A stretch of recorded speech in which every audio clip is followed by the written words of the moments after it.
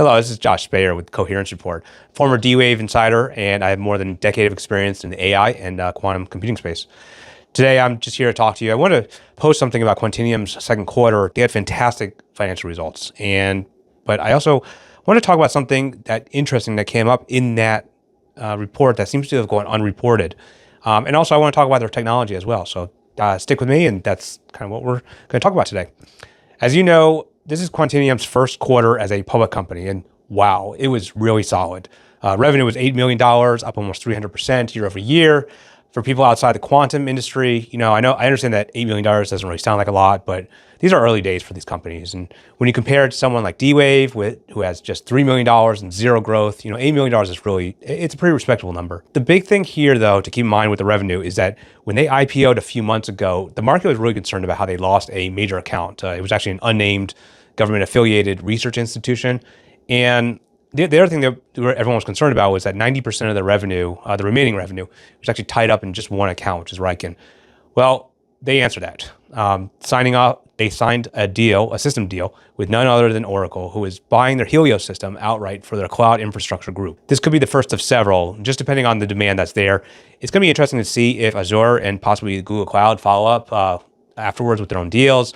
Obviously, Google has access to their own quantum technology, but it's not really commercially ready, nor is that the priority. So they may want to go outside and at least partner with someone else. Let's get a sneak peek at someone else's technology. Who knows? By the way, we talk a lot about Google's quantum chip and our technology deep dive for them. If you want to see the report, just go to members.coherence.report. Anyways, first quarter out of the market, the Quantinuum sold the system. And what's interesting about this system is it wasn't sold to a research group or to government.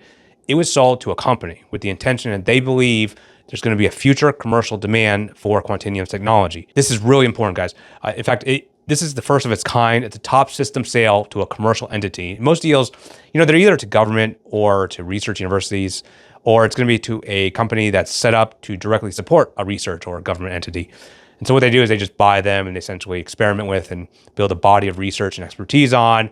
That's why you get, for example, D-Wave and the Davidson, where it's through a private company, but supporting the Air Force Center. The thing is, Oracle doesn't care about research. In fact, anyone that has followed the company is probably snarking at that remark. Oracle doesn't care about research. As someone who's been in the tech industry for 20 years, I've watched Oracle throughout the years. They have an absolute cutthroat reputation. Okay, the company is not interested in making experimental deals or making long-term gambles. There's also an issue right now with their balance sheet. They are $129 billion in debt, which is roughly about 3 times their equity. And even worse is they're burning negative free cash flow. In fact, the company has been in Wall Street's crosshairs the last couple of months over concerns that they don't have the cash flow to cover its backlog with OpenAI. A company that's stretched and that concentrated, they're not going to just add a quantum computing system for fun or as some wild gamble. This is a real diversification from a company that knows exactly how exposed it already is and what Wall Street's going to think about it. So why did Oracle buy them? This is the question that really no one in the media is addressing. First, Oracle doesn't really, like I said before, Oracle doesn't take random shots on speculative technologies. So we can just assume that this is confirmation of what they believe about Quantinuum's technology. And it's about what they believe in quantum computing in general. But also, they believe that they're going to be able to sell this, quantum computing as a service. And they think that this is going to become a differentiator for their cloud service. So not only are they saying there's commercial traction, but they think it's going to be a differentiator for them as well. Oracle stated intentions in their own words. They said, it's a standard quote, it's deploying Helios inside OCI gives Quantinuum and Oracle an opportunity to create a unique, deeply integrated environment, explore enterprise use cases with customers. That's the key thing you want to take away from this quote. Exploring enterprise use cases with customers and accelerating commercial adoption. Wow. So not only is this to a private company, but they're expecting demand from private organizations as well. This is an extremely bullish sign for Quantinuum's future. It's a great sign for quantum computing industry in general. It really just shows new commercial opportunities are opening up in the future that really didn't exist or they just didn't happen in the past. I just want to spend a few minutes here talking about where the technology ranks. This is actually something that we at Coherence know quite a lot about. We actually just wrapped up the industry's only technology scorecard.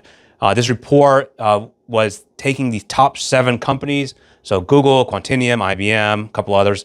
We ranked and compared their technology for investors and for industry watchers because we want to figure out how to get a better idea for you of who's getting ahead and by how much. Time and time again, as we were preparing this, we were just blown away by how much Quantinuum is putting out there in terms of their technology.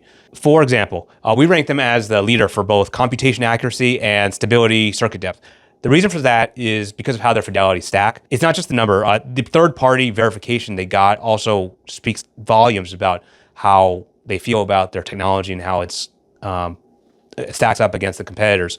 This is actually quite unusual in this industry. Most people don't have that third-party verification. To be clear, we're not just going off of one figure.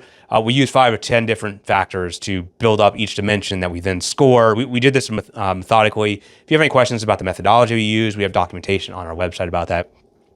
The key is here that we prepared this scorecard. We really wanted to just make sure to capture all the technical nuance in these in quantum computing. By the way, you can read this report yourself. It's completely free.